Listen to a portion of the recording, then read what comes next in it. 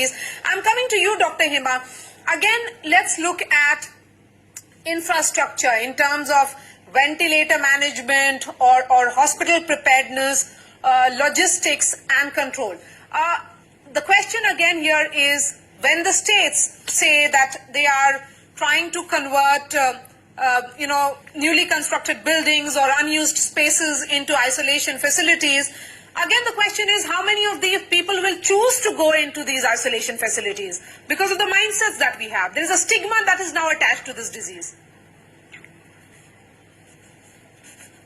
No, actually I think we have come to a stage where choices in its true sense can no longer be considered. And again I go back to your remark that in the Indian context we have to have, that's what I meant by innovations. We have to have a totally different out-of-the-box model, because what works elsewhere will or may not work here. Because even with our own women's healthcare space, we have seen that there are so many things that we have done very, very differently, which has proven a role model for the whole of South Asia, for example. So India has led the way. So just like the Prime Minister had a meeting with the SAARC countries, maybe something that we do here which would work.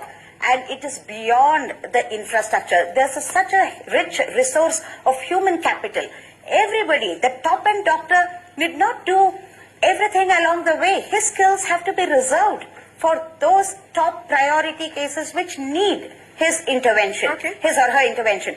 Whereas there are so many cadres of people who can be created down the line for different segments, and implementation, monitoring and evaluating whether we are doing right, learning the lessons during the course, making the gear change and course correction. This will be extremely important, and I don't think it's impossible, because we as Indians have a very flexible state of mind. If this doesn't work quickly, we'll jump to the other.